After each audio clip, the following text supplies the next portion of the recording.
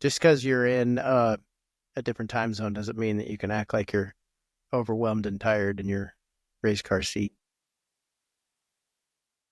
Where are you at, by the way? We might as well start this now. Knoxville, Tennessee. Really? Coming to you live. How many hour drive was that? You lose count after 30. It was 26 to the bass tank to go pick up my boat. Hours. And then hours. How many hours did you do 26 hours in? 30.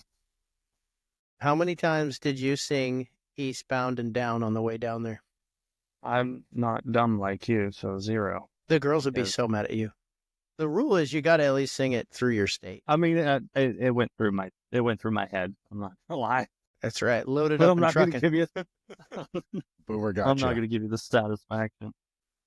How many times you change your underwear in 32 hours or whatever? We Gross. You don't change them. You just You didn't even answer. You said gross. Because I know the answer. Yeah, we both do. Gross.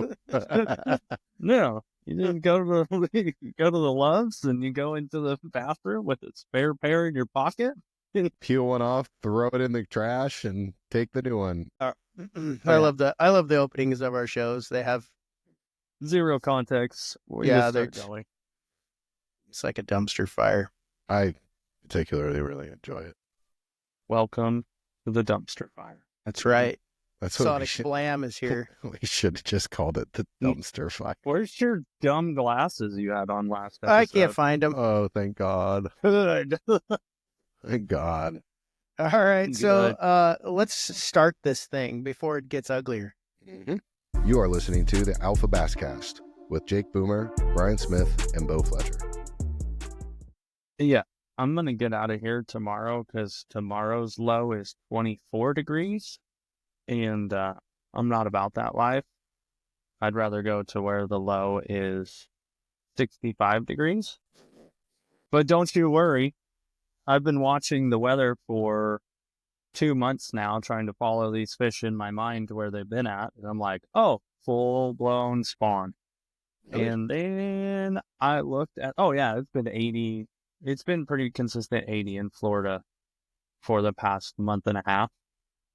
And wouldn't you know, the second day of practice, it is going to be 38 degrees in the morning. It's your fault. With a high of, no, it's Bass's fault. Bass has this. It's any tournament. It's any tournament. If you schedule a tournament, there's going to be bad weather. It's going to be unideal weather. So that's what we got. But I guess I'll complain about a high of 60s.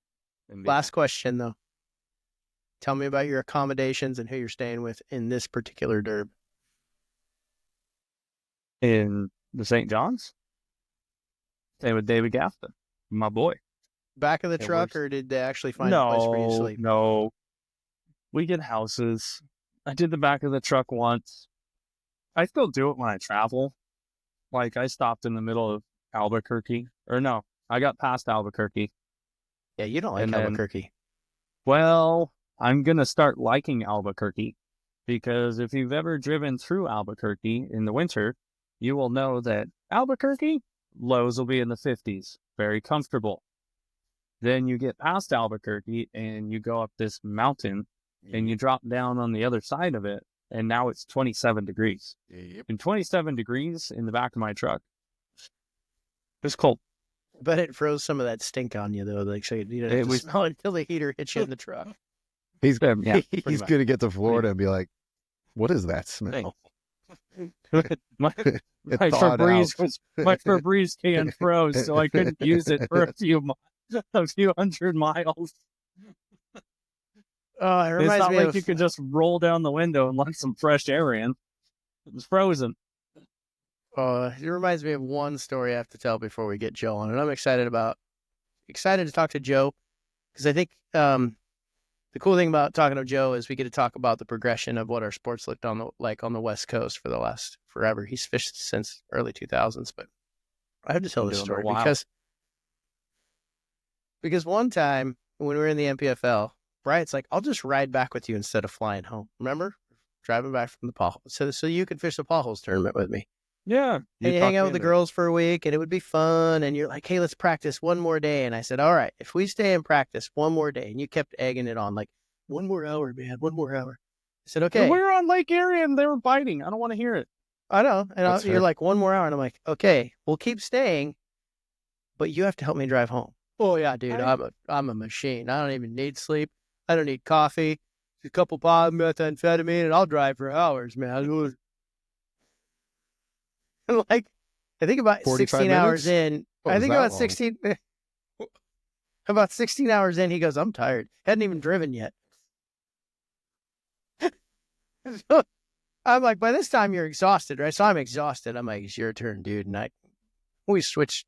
He wakes me up like half an hour, 2 hours later. Not even that long. I don't even know how long it was, but it wasn't very long. You're like, you were asleep.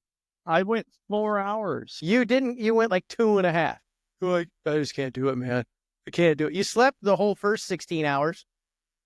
No, I didn't. I was keeping you awake. Yeah, you were playing video games on your phone Pretty and much. making fun of other cars we were passing and telling me I didn't drive good. Pretty much. Yeah. And then when it's your turn to drive, you're like, I can't do it. I can't do it, man. Can't do it. You got tired. Hey, I'm going to tell you this. The passenger seat will make you way more tired than the driver's seat. Okay? That's a fact. I had to cut, like, at least you have something to focus on. I had to focus on staying. Yeah. When you're in the passenger seat, you're bored out of your mind. Do you remember waking up in South Dakota, like, and you woke up from like an 8-hour stint, and you're lucky that I didn't just shoot you there, and you're like, nice run, bro. I got gas twice and you still slept. You're like, that's impressive. Oh, that's good for you. Yeah. I'm trying to build you up to keep you going. Mm-hmm. Yeah, huh? I was well rested after that trip. I don't think we should travel together, at least not in the same vehicle. For safety. For each other's safety. I was going to say, one for whose safety? One will kill the other one eventually. All right, imagine if that was a Florida trip. So real quick, before we keep going. Yeah, sorry. I'm going ramble. I'm going to start a segment to try to increase our comments. Because we got a fantastic comment on season 4. And I don't know if you saw this, Brian. Episode 4? Yeah, episode 4.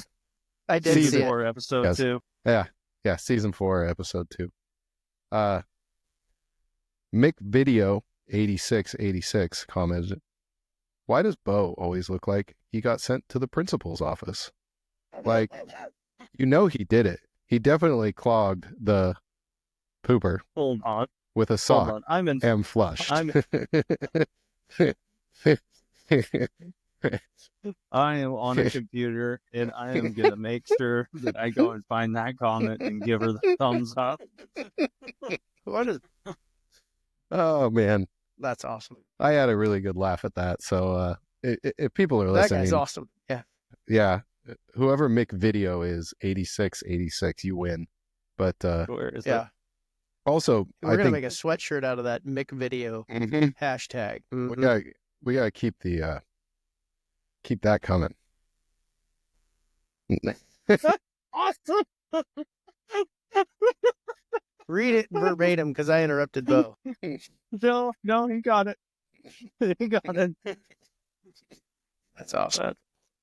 So let's get Joe on here. And while you're texting Joe, I want to take a couple seconds to say that serious angler Adam Deacon and my man Bailey Egbert started. They're covering the West Coast, which I don't think people realize how exciting that is, because they're a big deal on the East Coast and all the stuff they cover. Big deal nationwide. Yeah, they're awesome. Absolutely. The fact that they're doing Seriously Western, I'm stoked about.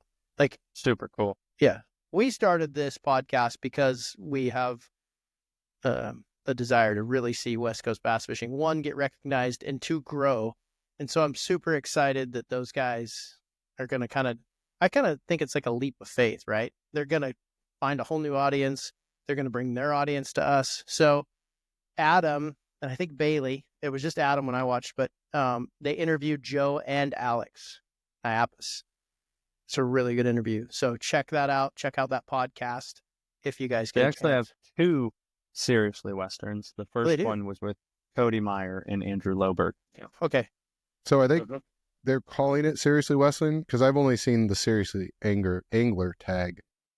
Yeah, so if you go on their YouTube page, it's under the Seriously Western, whatever you want to call it, Branch. section.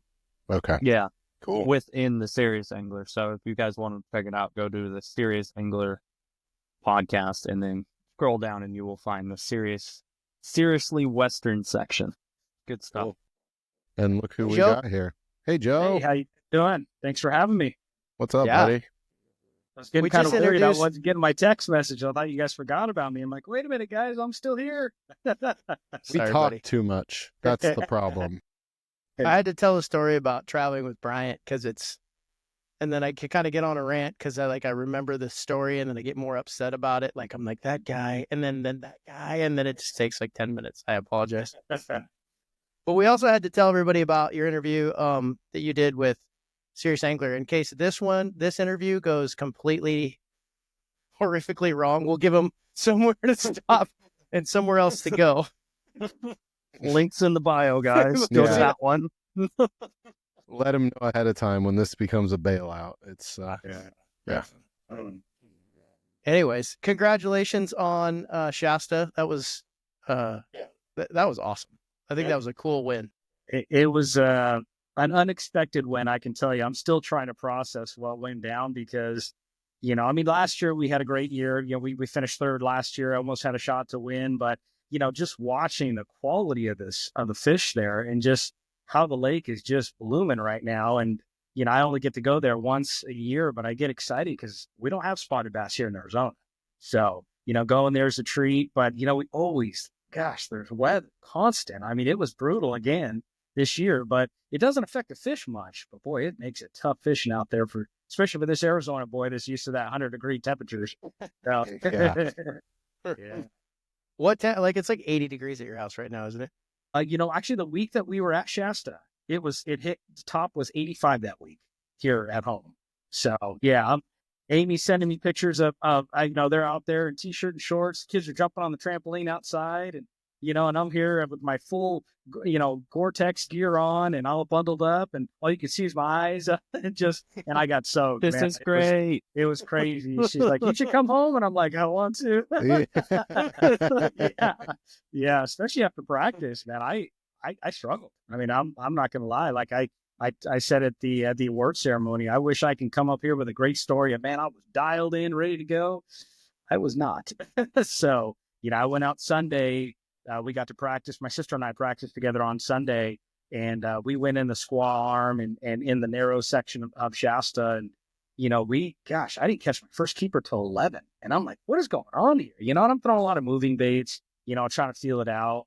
And I was like, dude, I got to catch some fish here. So I pulled out the spinning rod, and her and I just started catching them, but little guys, we caught like 9 pounds, so we went in, and day 2, I went out by myself. Monday, I actually trailered up to Lakehead, and it was pretty bad that day. I mean, it was windy and stuff. So I said, I'm going to trailer up there because a lot of debris out on the lake, and put in up top. And a lot of good sticks were up there too, which I kind of figured they would be. And man, I fished till 4 o'clock and caught 3 bass. 3 bass. And I'm thinking, what is going on here? So, and I'm like, it can't just be me, like I'm checking. I'm like, yeah, I put on deodorant today and everything, I'm like, gee. But I just was one of those things. So I was trying not to get discouraged. I went back to the house, of course, dried off and everything. And I was like, do I go out my last day of practice, checking all my emails from work? I'm getting a lot of customers emailing me. I'm like, you know what? Let me be more productive, and I'll just stay in the house, and I'm just going to work. And that's what I did. I didn't even go out on Tuesday, and not even knowing where I was going to start, what I was going to do, other than, I was like, hey, I'm just going to fish where I fished last year and do what I did. And I know they're there. I hadn't practiced there this year, but I was just going to go there, and I'm real comfortable with that section, which is the pit arm in Jones Valley.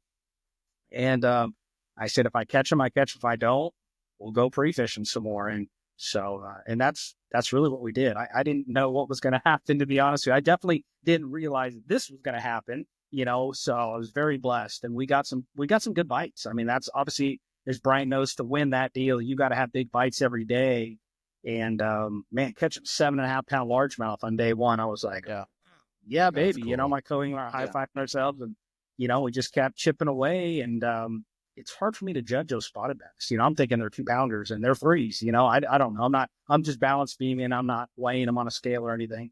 Too focused on trying to make another cast. So, but yeah, it was exciting to lead the tournament on day one. I'm thinking, great.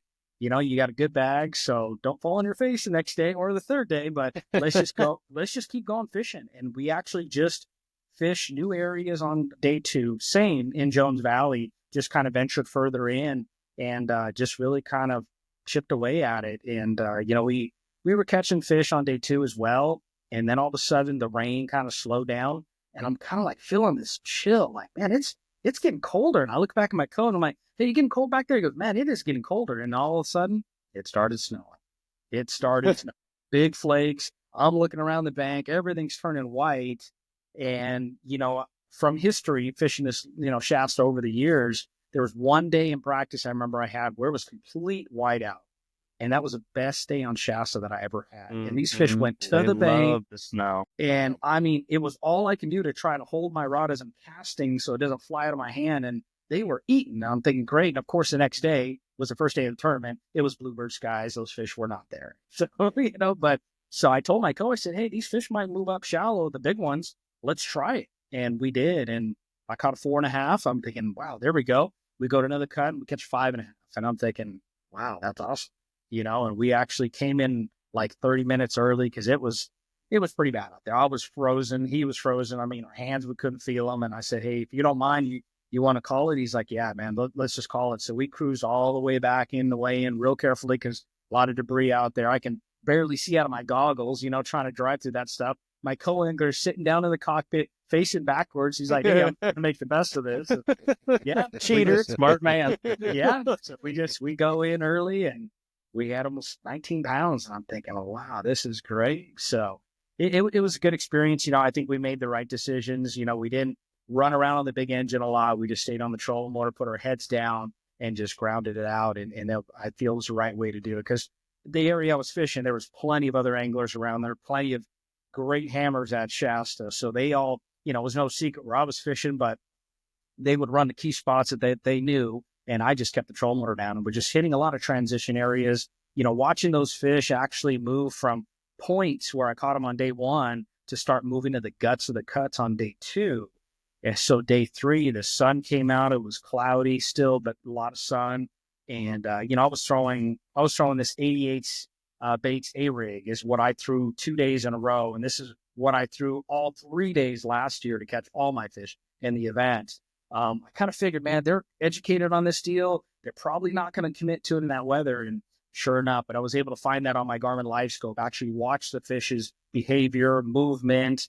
You know, just they were following the bait way behind it, way behind it. And I'm thinking, that ain't right. But they're there and they were coming in groups versus the first 2 days, they were single fish. Every now and then maybe get two.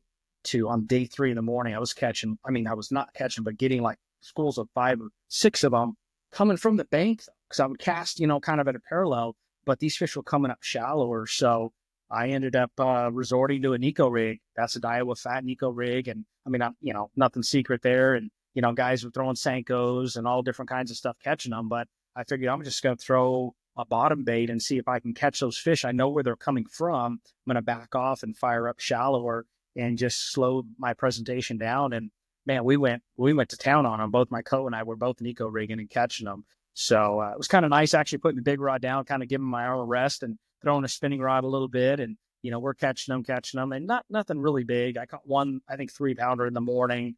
Bill Egan caught up with us later and videoed us fishing and stuff, catching a few. And when he left, the wind kind of changed directions and made a little trolling motor run up into this flat cut. I'm like, hey, let's try something different. And threw in the middle of that cut and caught one almost 5. And I'm thinking, wow, Game over. Wow. It wasn't necessarily my tournament, but I'm thinking, nail. man, I'm just making the right decisions. And, you know, Bryant's been in that position. He's won several tournaments and, you know, everything just has to go right to win one of these events. And it did. And last year, things went great. I had one missed opportunity on day 3, which could have won that event last year, but that was it. One fish out of 3 days. I fished pretty clean last year and fished super clean this year. And most importantly, just had a blast, had a fun time out there. Really enjoy going to Shasta, although it's a 14-hour drive out there. It's a long haul for us in Arizona, but definitely well worth it. Obviously, drove all the way home with a big smile on my face. So it was a lot of fun to win the first event of the season to start off. And, of course, trying to go for Angler of the Year again and see if we can, we obviously set ourselves up good for that. So looking forward to the next one, which is at Clear Lake in April. So, yeah. That's awesome. I want to touch on something you brought up earlier, and I think there's something that's really, really true about it. When you have a tough tournament, I feel like a lot of times those turn into or a tough practice, excuse me. When you have a tough practice, it turns into your better tournaments. And, for me personally, and I want to get your opinion on it too, it's just because you're fishing free. You don't have any expectations. You don't have any game plans. You just kind of go out and go fishing. Have you seen that a lot over, with all your success, where a tough practice usually leads or can lead to a good tournament? Yeah, that happens probably 99.9% of the time. And you hit it right on the head. I mean, it's, Ty Al is a great friend of mine. He's my boss on the insurance side of it. And, we always talk about that all the time because he'll be back east fishing and he'll call me and he's like, man, I had a tough practice, and he's ready to already pack it up and come home. And I'm like, you know how that works, man. From our toughest practices make our best tournaments. And they look, his first season out there, 2 top 10s. I mean, so it just, it's really on this tournament game, and Brian can contest to this. It's a lot of mental game, and people, a lot of them that really haven't done it like we have at that level, don't really truly understand that. And you got to be headstrong. You got to keep it together. It's really adapting with the conditions and making the adjustments, not afterwards. You hear about everybody, oh, I should have done this, should have done that. I'm fishing the moment all the time. And so I never let my practice dictate my tournament. When I have a good practice, that concerns me because a lot of times I have a lot of water in my mind. I have a lot of areas out. Yeah. And you end up fishing too fast. You end up overthinking it. You want to be here and you also want to be there. So, I think with me, when I have a tough practice, I've eliminated a lot of stuff. I've deleted water. I've deleted baits, and I can more or less just say, hey, you know what? Because I know with confidence, if I'm struggling, majority are struggling. It's not just me. Let's just settle down and just do what you do. And that's, I love the challenge of going out there and actually struggling and having to figure it out. Fishing the Apex deal, I had an opportunity to fish that for 3 years, and pretty exciting format to go out there, pro against pro, and some of the best anglers out west to get thrown in lakes that I never even heard of. Trinity, didn't even know that exists. Thermalito Bay, where's that at? Below Orville Bay. Really? Like, I didn't even know. So I show up there in the morning, they interview us. So what are you going to do? I said, that's a darn good question. I have no idea. We didn't get practice. We get no information, but it was exciting. The adrenaline to be able to go out there and it's you against the lake. I don't care about how many other anglers are in the tournament. It ain't about that. I mean, I enjoy competing against them, but for me, it's me against the lake, and the conditions is what I do. And it's just, man, I enjoy that. I enjoy doing that because, going to fishing the same lakes all the time, like, yeah, okay, here we go, Havasu in February. Oh, I'm sure Joe's going to do good again. We're going to Clear Lake in September. Well, there we go. We're throwing crankbaits, right, for schooling fish. But it's just, going to these new venues is exciting for me. Like, I enjoy that. I embrace it. It's a lot of fun. That's why, I've been fortunate to qualify for a lot of championships back east, and I go every single time. I know that, the odds are against me. I'm, behind the 8 ball on that deal because I'm not familiar with those places, but again, the experience, and that's what it's all about, is experience. Look, I get a chance to go this year to the Bass Nations Championship in October to the Mississippi River to have a shot to fish the Bassmasters Classic. Are you kidding me? That's a dream come true for me. That's my primarily goal, is to try to make the Classic. And so that was cool. And obviously winning this last Shasta event, we get to go to the 2026 Bass Nations Championship as well. That's awesome. Yeah. So it's a lot of fun. Like I said, I don't get to do it full time. I've been in boat sales now 26 years. I'm a sales manager at Complete Marine in Phoenix here. And I absolutely love selling boats. That's what I love to do. That's my true passion.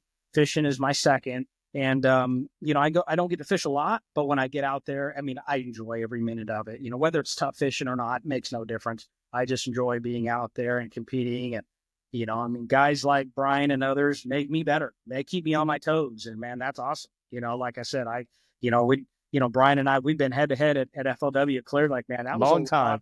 That was a lot of fun. That's before, It I really knew who he was, but it was so funny because that event, I'll never forget, I'm running spots. And I keep running into this bass cat. I'm like, who is this guy?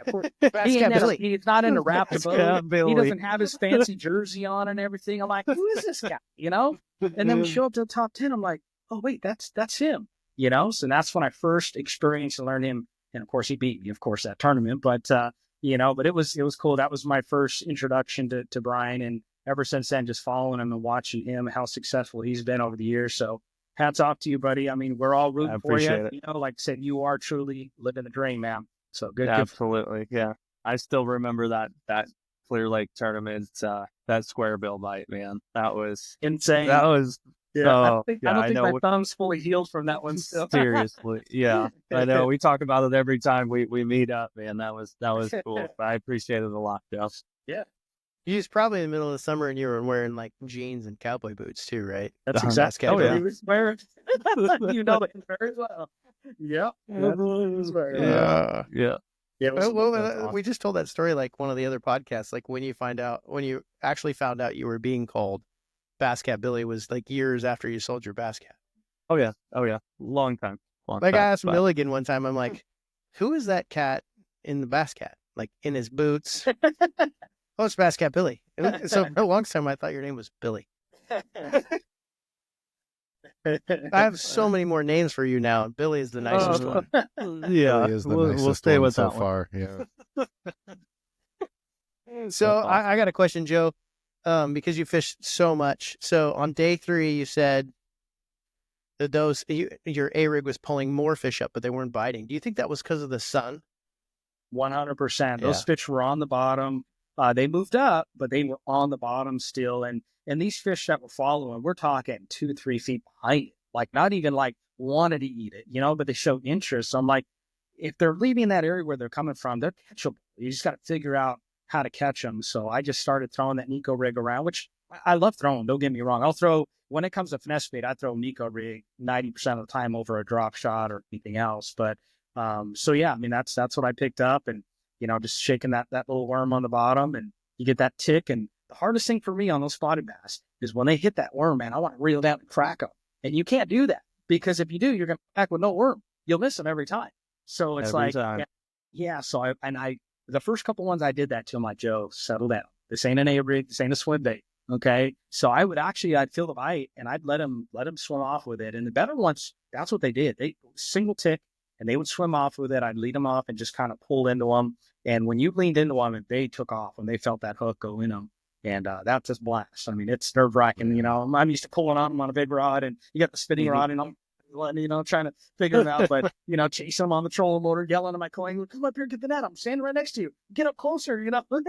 It's just pandemonium.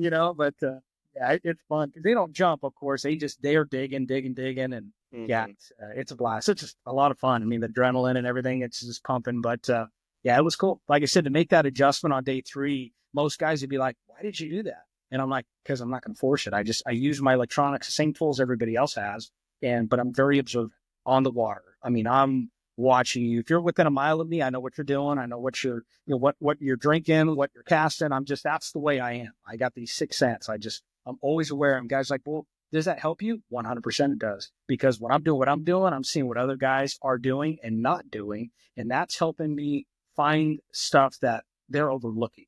And that's really what it is. Because, Brian, I mean, at Clear Lake, there's no secret at Clear Lake. I mean, but if you can figure out where those fish are going to reposition to, whether it's pressure or whether it's conditions that change, that makes a difference. And that's exactly what happened at Shasta. I mean, to see those fish go from point on day 1 to the guts it cuts on day 2 to move up to, I caught every fish on the final day less than 6 foot of water. Whereas most of the guys were fishing 40 to 60 feet, and most of my fish on day 1 came out of 20 to 30. So that's how fast they move those spotted bass. But again, that's from history. Fishing those lakes over the course of several years, not doing well, in the past, but learning. Every time I come back, I'm learning more and more about Shasta, about spotted bass and all that. So It's like I said, I mean, me going out as many years as I've been doing this, always excited to learn something new and get thrown a different curveball. And how am I going to overcome that in the moment, not after the fact, in the moment? And that's the difference maker there. And so, Yeah. That separates wins from top tens. That separates wins from checks. Yeah.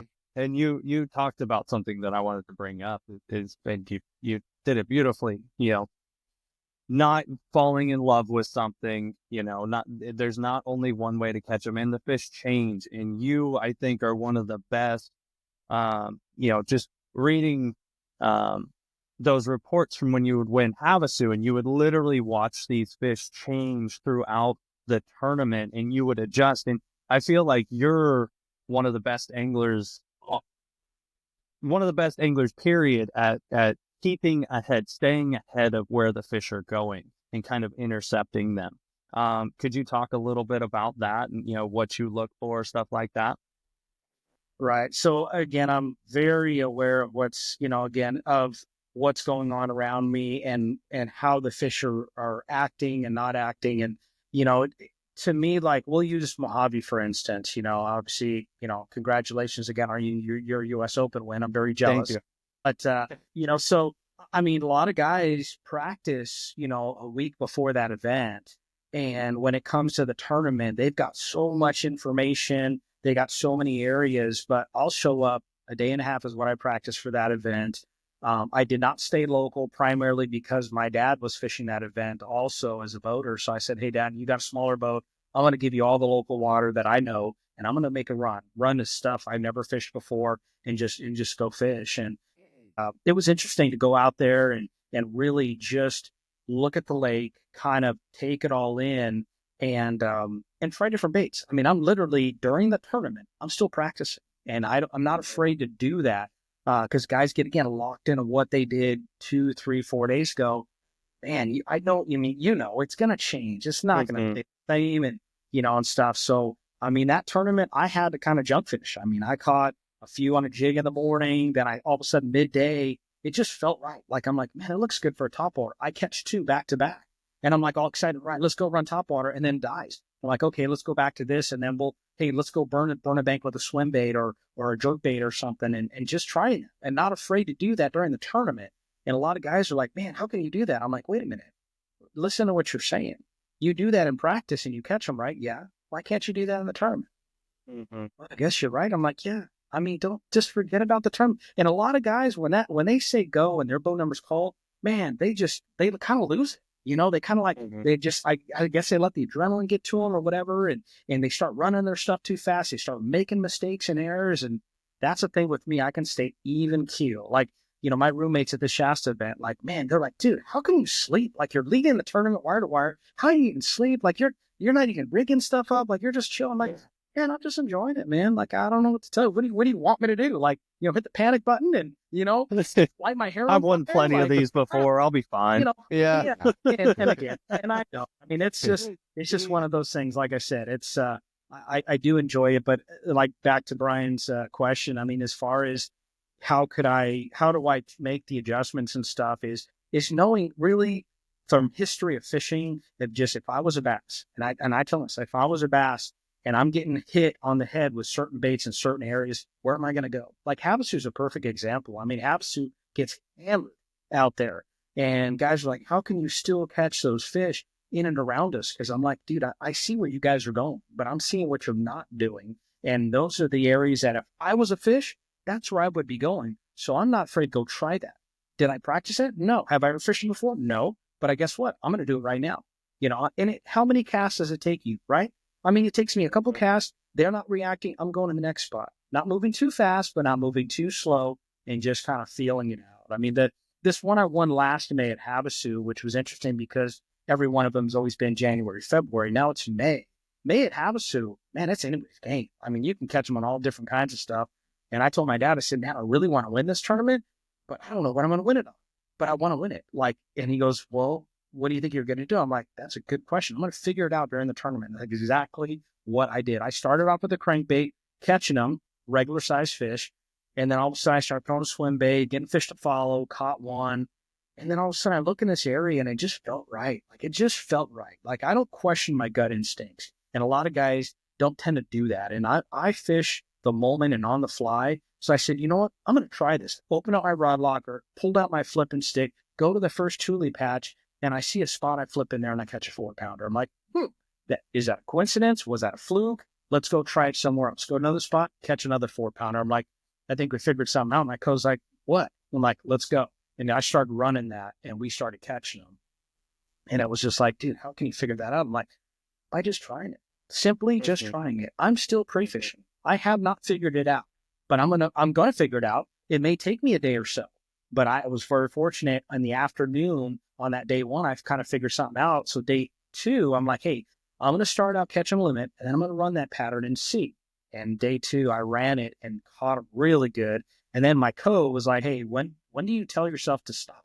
I'm like, what do you mean? He's like, well, like catching these fish. I'm like, hey, I'm still pre-fishing. He goes, really? I go, yeah, I haven't fished any of this water, in practice or the day before. Like, so, and that's what I did. And day three, I just kind of built off of that and kept, like I said, hey, let's run at the river. I never fish in the river. He's like, okay, we go in the river. I catch one here, catch one there. And I'm just like trying stuff out and catching. But like I said, I'm still pre-fishing. And when we practice, we're open-minded. We're not closed-minded. So I'm still, man, just taking it all in and trying it out and feeling it out, following my gut instincts. And that's what I like doing. I enjoy it. I mean, I really do. And it's easier said than done. I understand. I mean, for me, for your viewers to listen to what I'm saying, it's like, it makes sense, but man, it's hard to do. And it is. I get it. It is. A lot of these guys are like, man, I've got to get 3 or 4 days of practice out there. And if I don't feel comfortable. Like, I'm not going to be able to compete against Joe or Bryant or any of these other sticks. And it's like, but in their mind, they're already thinking that.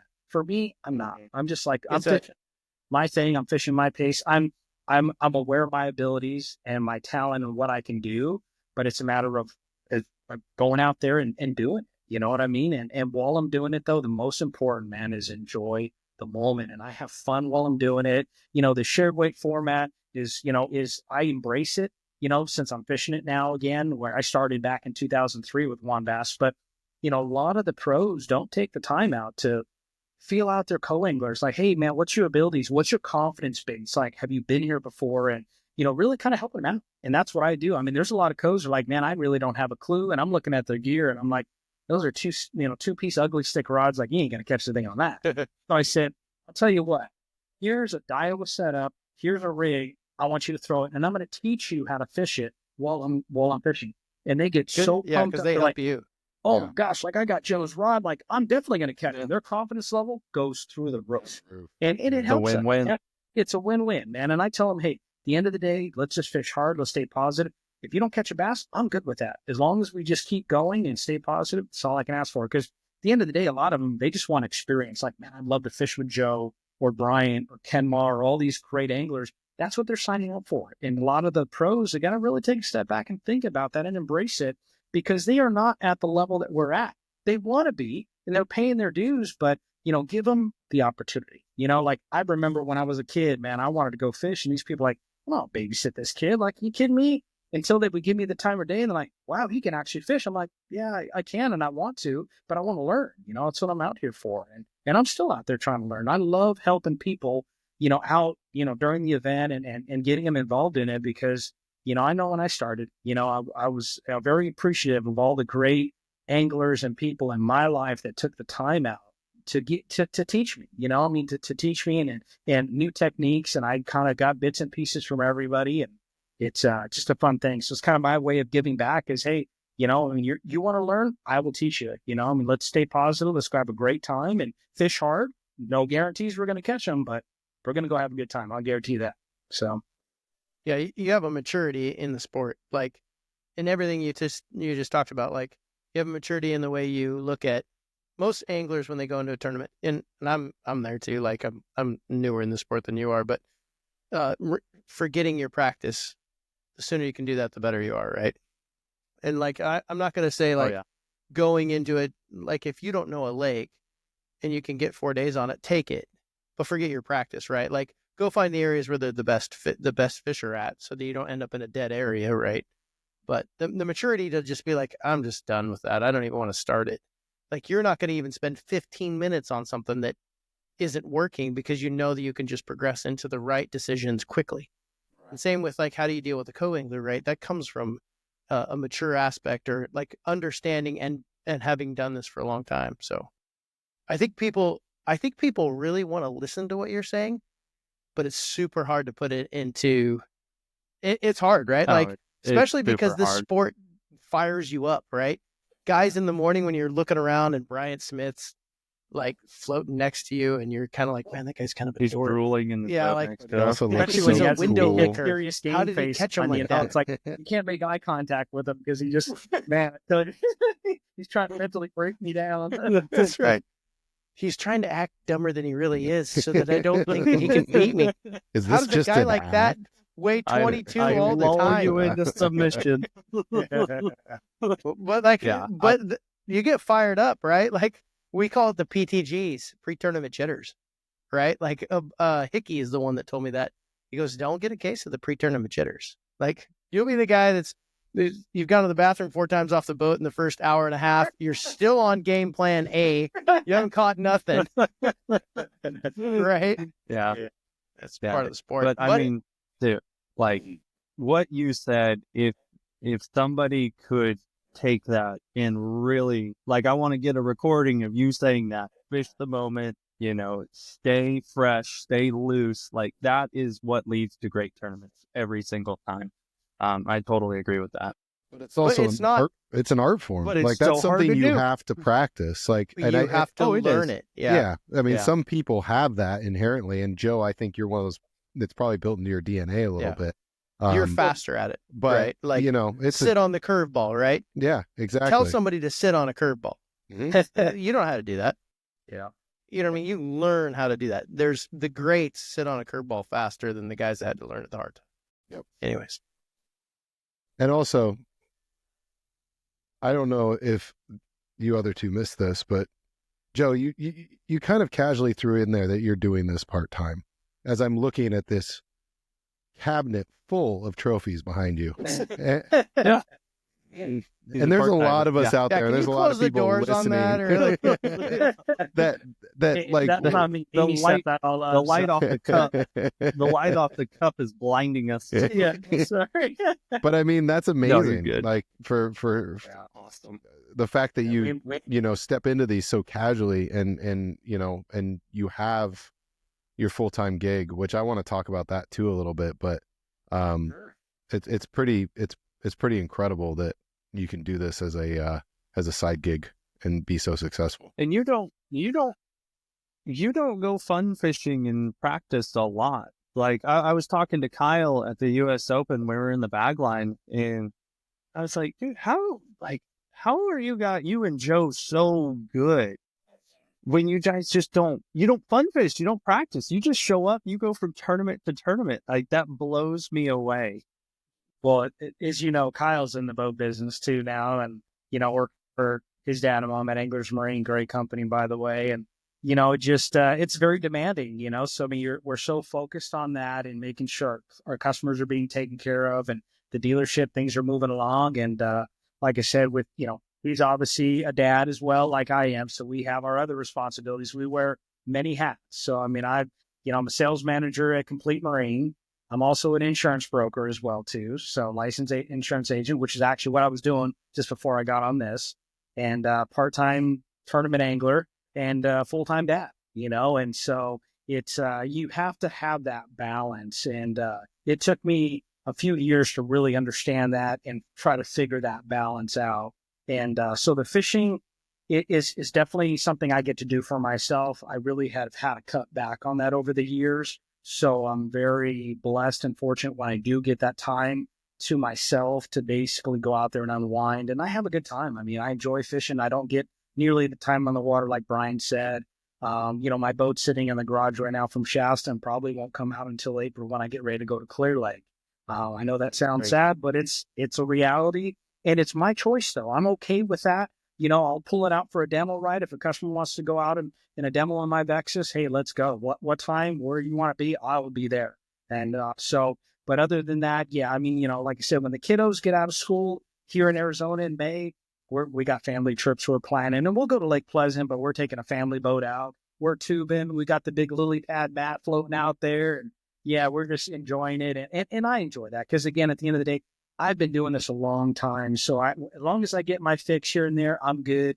But really, I get a lot of enjoyment out of the kids and watching them being out on the water, enjoying it, whether they're fishing or not, but just having a good time. So, like I said, having that balance makes a difference. But, Kyle's the same way. I mean, Kyle gets up and, when he goes fishing, it's just kind of one of those things. You've got to transition from, okay, let's kind of start thinking about fishing. And we do. That's on that drive to the turn. At least that's what I do. I mean, that's my pre-fish is really kind of getting into that mindset and starting to think about, okay, what am I going to do? Where am I going again? Okay. And, it's grabbing some gear, throwing it into the boat and let's go. But, yeah, it's cool. I mean, like I said, I've never done it full time. I know that, to me, I mean, I don't know. I don't know if I actually had a chance to go just fish full time. I don't know. I don't know what that would be like, I mean, it'd be interesting to see, but I mean, I've had opportunities in the past to go and do it full time. And I chose not to because, I have priorities and I know what those are. And, like I said, I've worked hard over the years to build up what I have and, our beautiful family we have, man, it means the world to me. And I love fishing, but I'll never sacrifice them over fishing. That's for sure. And, so I definitely have my priorities straight. And, so just, and they know where I'm at. When I go to a tournament, they're rooting for me. Hey, Dad, hopefully you do well because, Daddy does well. Hey, we'll get to go to Disneyland. We'll go to Knott's Berry Park and stuff. So, but and we do that every year. We go on family trips. We'll go to amusement parks with them because, man, those moments that we get to create on the water, I want to create with them because, man, these kiddos grow up fast. I mean, my twin boys, Lucas and Antonio, are going to be 20 next month. So, Wow. Yeah, they're going to be 20 already. And so it's, most of our teenagers, are out of the house now, most of them. And, we've got our blended family of 8. And, so it's been challenging, but rewarding at the same time. So when guys are like, hey, where's Joe at? Well, now you know where I've been, they have to be locked up in a closet. So, Nobody on your deathbed's going to be like, hey, do do you regret not fishing all those tournaments or, or raising your kids? You know what I mean? And nobody would ever say like, I'm so bummed I missed that tournament versus, man, my daughter's games, Right. And I did, like I said, with my first kiddos, Lucas and Antonio were twins. I mean, I just working in the boat business, working 6-7 days a week, man, we're doing a lot of boat shows. And, when it was time to go to tournament, come back. And it was like, just go, that I didn't really have the time and I'll never get that time back. And I don't want to do that again. So, we've got, I've got Cooper's 11 and Blake's 7 and Aaliyah's 9. So, I mean, they're in sports, they're in soccer, they're in baseball, they're in flag football, and they're basketball. So it's just, I don't want to miss that. I want to be a part of that. And Kyle's, I'm sure in the same position. And, so like I said, it's just, we'll still fish, but we got to pick and choose our battles, and so I picked one circuit because when I was doing the Wild West and the Apex, it was tough. I mean, I had one tournament a month. And I actually would drive my rig out in January, leave it there in Sacramento area at a friend's house. And I was flying back and forth once a month. And I did that for 2 years. And I'm thinking, what am I doing? Like, this is like a full-time gig. I don't want to do this. Like, this is too much, And so I was kind of take a step back and say, I'm going to pick one circuit.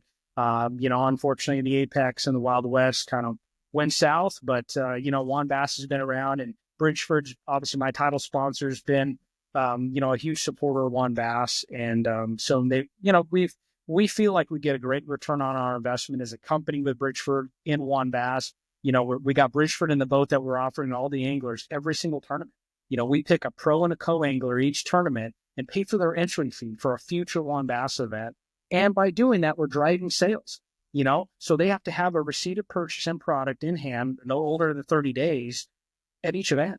So we can it allows us as a company to go to those buyers that we have in that area, set up great displays. This is what we got going on. We do meet and greets. The anglers are having to go to those stores and buying product. It's a win-win. You know what I mean? We're giving away entry fees and, Juan Bass, they have great turnouts and stuff. So it's been a lot of fun. So that's really where our focus is as a tournament organization with Juan Bass right now. We're also kind of co-sponsoring the BAM Pro Tour as well too. They have Pro-Am events. They have their Super 60. we're supplying the trophies for the anglers as well too on that one. So That's cool. we're trying to get involved as many of the platforms as we can out west. And I know that's our big focus with Bridgeford is really trying to grow our presence as we have already out west, but even more so. And it's a great opportunity. We have a great fishing team of anglers. Myself out west and my sister Rachel Uribe. We got Luke Clausen, Jim Moya, Randy Blockett, Luke Clausen, Matt Steffen. And we got Brian Partake. I mean, just great group of guys, very diverse team, fishing all the circuits, including some that Bryant's fishing. So just a great opportunity to spread the word of Bridgeford. We have, I think, one of the largest non-endemic teams in the industry, which is they're really cool. They're a big sponsor. Like, it's cool that they stick around too, because the lifespan of a non-endemic in our sport is 3 to 5 years. Yeah. And Toyota is kind of like the long-standing one that we're hoping will never go away. Mm-hmm. And if I didn't need to haul a 5,000-pound camper in a boat, I would have a Toyota. Like, if I'm saying this right now, because I know that the 28 people that watch this podcast, somebody tell Toyota to build a diesel dually, please. You think that many are watching, huh? Wow. Shots fired. I mean, Joe, you drew at least 25, and we regularly get about 3. So, wow. Yeah. We got 2 people that just somehow find us. But I want to take this down a different tangent, because we have you, and everybody wants to talk about tournament success and thought process and all that stuff. But you and I are unique in this group of 4 because we are holistically in the industry. I sell into it, you sell into it. You know what I mean? We're sponsored anglers, we're professional anglers. Everything we do revolves around the industry. And I'm pretty sure that as a selling boats, you've felt the impact of the last couple of years. You know what I mean? There was the time where you couldn't get product fast enough so you could make your profits on selling it, because they just couldn't make it fast enough during COVID when everybody had money. To now we have this period of time where it's tougher, right? Everybody's kind of holding on to their money, and we're dealing with a lot of change, especially in the West Coast. The West Coast is crazy to me, because I understand why the bigger leagues have pulled out, but I also see the value in the West Coast. I'm super fired up in the West Coast because of what you said earlier about your kids.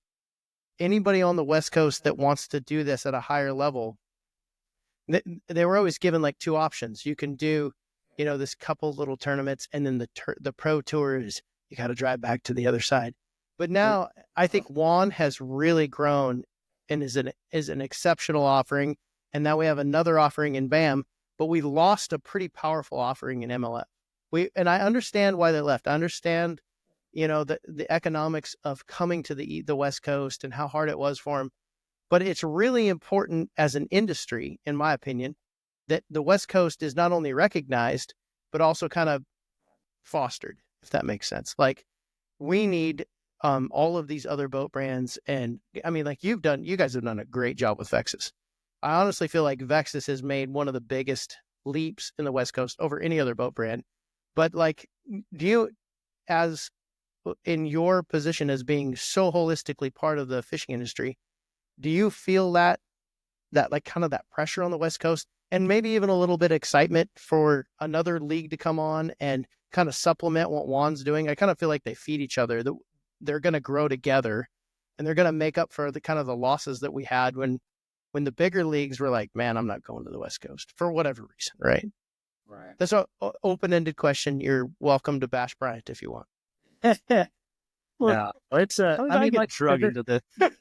They're 2 You're great here. platforms. I mean, Juan Bass has been around forever. So, Juan Bass is a very diverse platform that guys, because it's a shared weight format, guys of all different calibers, from the novice to entry level to, guys that have been doing it a long time, like myself. So it gives an opportunity really at all different stages. But what I think maybe some guys really like with the Juan Bass too is that you fish all 3 days. Most of the events that Brian and I fish, I mean, you got to make a top 10 cut, and guys are like, dang, I just missed a cut. Now I got to go home. Like, I really didn't want to. Really like to fish all 3 days. So, so I think that's a difference between the Juan Bass, not only being shared weight is, you fish all 3 days. The BAM has a cut, which is what we're used to.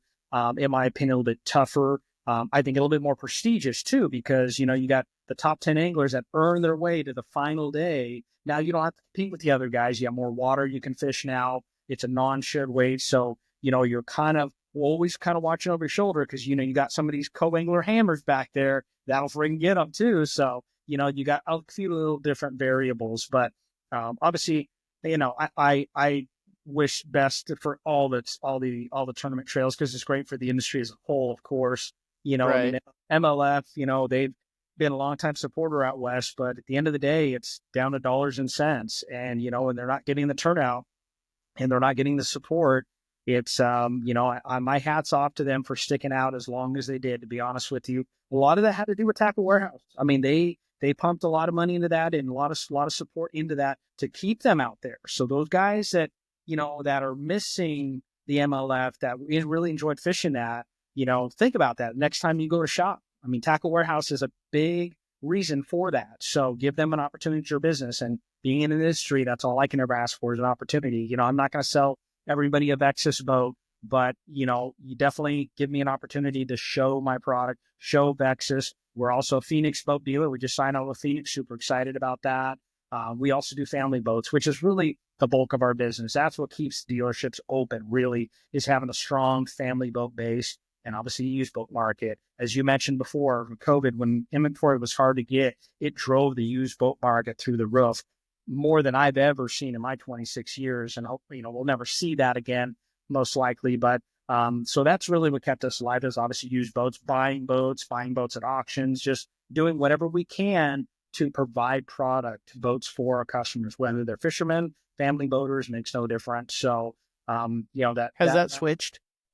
What do you feel like that switched, that market has switched? Like used boats used to be crazy, but now do you feel like that's the opposite now? No, do you feel like used boats will have kind of a softening in the market? No, the used boat market's strong still. I mean, guys that are, pertaining to bass boats, I mean, everybody's wanting to buy a new bass boat, but man, when they see that sticker on there and that premium, they're like, let's reconsider this. Maybe we'll just go ahead and update my current boat. And that's usually what happens, or they'll repower their, 5, 6, 7-year-old bass boat that, their motor has 400 hours on there. They'll repower it with a new Mercury or Yamaha or whatever that may be. So there's a lot of opportunities, but I mean, have we hit the peak of the price of bass boats? I think we have. I hope we have, but really it's not the boats. I mean, people think, man, these boats are going to, it's all really the equipment that we have to put on there. And when I say have to, we have to, because in our mind, we have to. In order to be competitive, I've got to have 4 graphs. I've got to have 12-inch screens. I've got to have 2 live scope units. Or forward facing. I've got to have shallow water anchors. I've got to have all this stuff, but yes and no. I mean, it's gotten out of hand. And obviously, as you see back east, more so some of these organizations have had to regulate that, but it really takes out a lot of guys. I mean, the average guy that really can't afford that, I mean, it's like they kind of feel like, man, maybe I can't compete, but they can. But it's more mental, I think.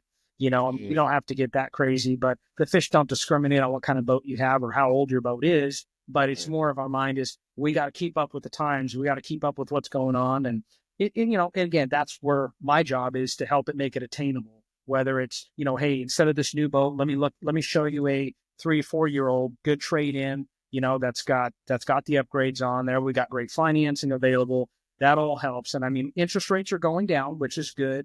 The market has stabilized as far as used boats. Again, everything's back to normal in my opinion. And I think we're in a good position now. I mean, things are happening. I know, like I said, I stayed home at the house we rented at Shasta on the final day of practice because, man, I was getting all kinds of emails from customers that wanted to, set appointments and wanted inquiries or send in applications. So, that's a good sign. I was excited. I was more excited about that than the tournament. I'll be very honest with you. I mean, that's how I'm programmed. But I was like, man, I should be at the dealership. We can actually be making money. I'm over here at Shasta. I can't even catch damn bass, So, Up to that point, you're like, what's going to pay my rent? I'm going to pull these guys back. Flight available? Can I fly in? So, but again, it's just how I'm programmed. But no, it's exciting. I think we're going to have a good year. Things are going to be going. We've actually got, we got more boat shows that are coming out now. See, we haven't had a lot of boat shows since COVID. So that was kind of a thing of the past. Now we're certain areas are starting to have boat shows now, which is a great opportunity for customers to go to a one venue to see all the great product in person, and versus being at home on the internet looking at stuff. But you got to touch it, you got to feel it, you got to get into it. It's it's all about building that emotions, and I want it, creating that want, that need, and excitement really is what it comes down to. It's excitement. You don't need a boat, it's a want, but it really, it's a lifestyle. That's what it is. It's a lifestyle, that whether you're a tournament angler, whether you're a family boater, whether you're just a weekend warrior, man, just being out on the water. I mean, it's a lot of fun. It's enjoying. It's an opportunity to unwind from all the other stresses that we have at work and whatever else we do. It's an opportunity to create memories with family. And I mean, if you look at it that way, it's like, can you put a price on that? You can't. So you guys ready to buy a boat now? Yeah. Actually, Bryant has getting ready to start his own dealership. So He's going to call you for some notes. Yeah, that's right. Yeah. He needs a couple salesmen to sell all the boats that he can't sell himself. I'm down to 3, thankfully. I tried to sell one of them for you, but I think the 15% commission that I asked for, you were pretty upset about. That's a little That sounds high. reasonable. I might have to go to Joe to get Just a these little. things sold. Sounds Joe really move him in a reasonable. second. Joe can move a boat. So kind of to come off of what Boomer was asking, we like talking about what's going on in the fishing market. I think Ken Moss said something early in the season about how, tournaments drive anglers to showing up to tournaments, to buy gear, to buy boats, that, then feeds the industry, which then kind of creates a cyclical nature. And you've been in this a long time. You've been on the West Coast a long time.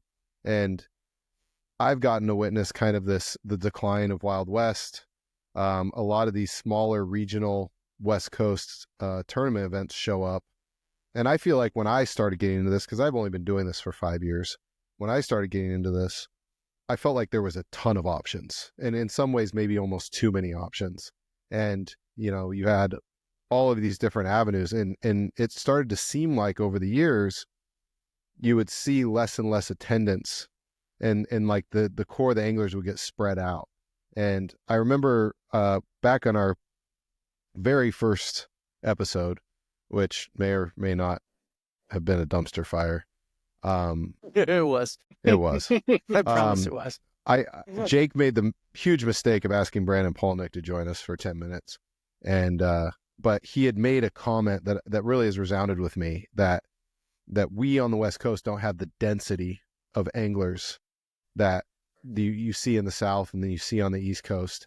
And because of that, like, there was so many options and not as many anglers. And I wonder, I guess my question for you is like, looking at it from a market perspective and a guy who's, making his living selling boats, and obviously you do more than just bass boats, but also being an avid angler and seeing the industry out here, seeing the fishing market out here.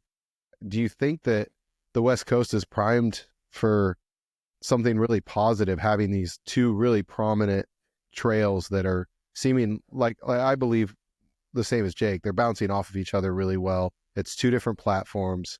There's not a lot of other circuits to compete with that. Do you think that we're going to see a draw of anglers start to increase into these circuits and therefore kind of help boost industry on the West Coast? Absolutely. Like you had mentioned, that we did have quite a few options and circuits that were in play several years ago. And, we seem to be going through a cycle now where, there's some of those have gone away, and you've got the two predominant circuits, and you've got some great team circuits too, which I've noticed here in the state of Arizona, the team circuit numbers have increased. So Fishing 48.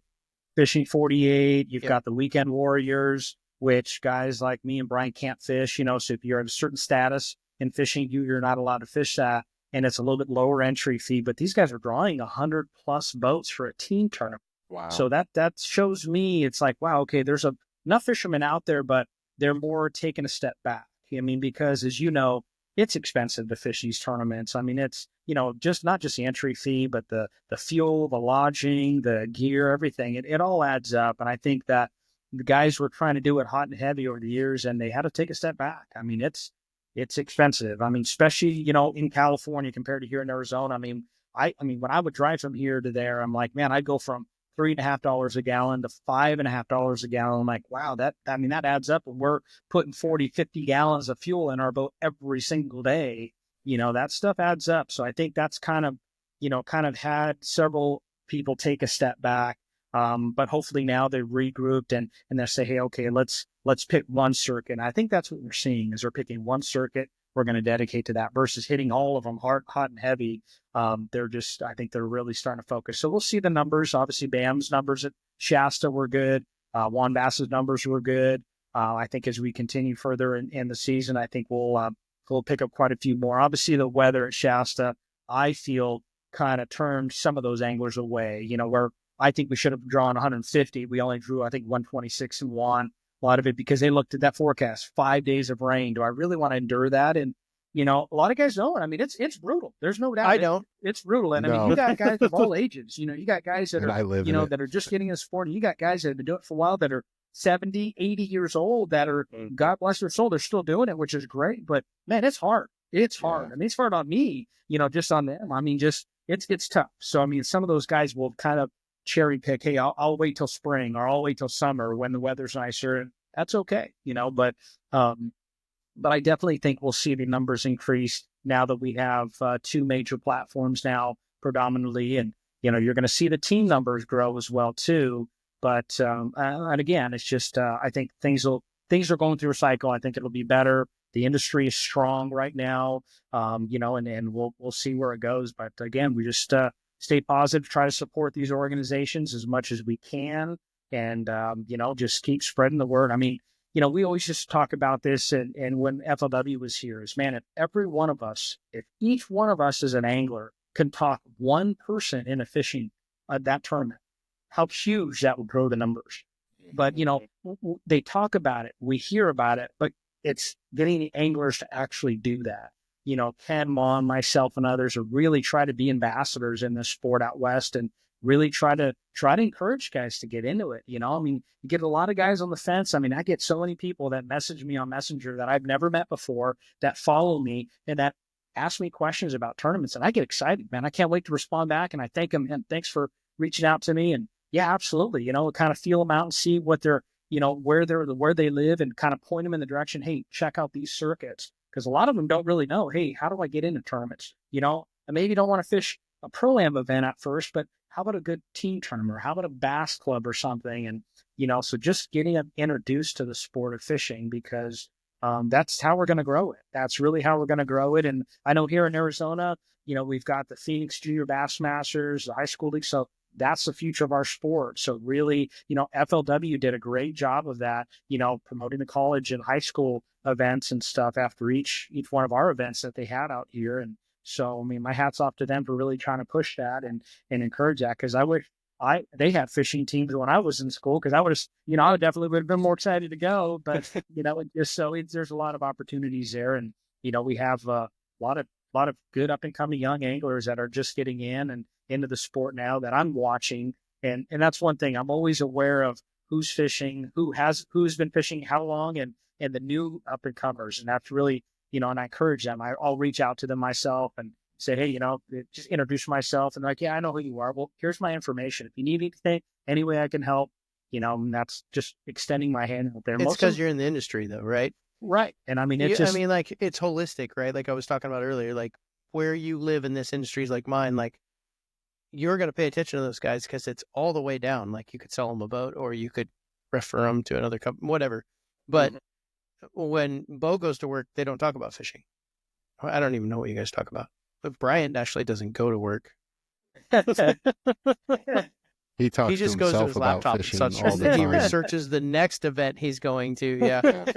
But it's true. Like I had a buddy of mine tell me one time, he goes, I'm so jealous that everything you do is about bass fishing, everything you talk about. And I said, well, yeah, it's sweet, but I made a whole lot more money when I You weren't an didn't think English about teacher, I bass know fishing. that. Like I made a lot more money when we didn't talk about bass fishing. You know what I mean? So, but you're right. Like you see all this progression and you hope for the sport to grow bigger, but it's not. Right. Anyways, Sonic Blam does English good. and the Sonic Blam doesn't do English good. But growing, Anyways. yeah, I mean, it makes sense. I think you're one of the great ambassadors for fishing on the West Coast, Joe, and you understand it always comes full circle. If you start them, encourage younger anglers to get into it, then that grows the numbers. That gives you more opportunities. It's a win all the way around. And I think you've done it the right way for a very, very long time. Thank you.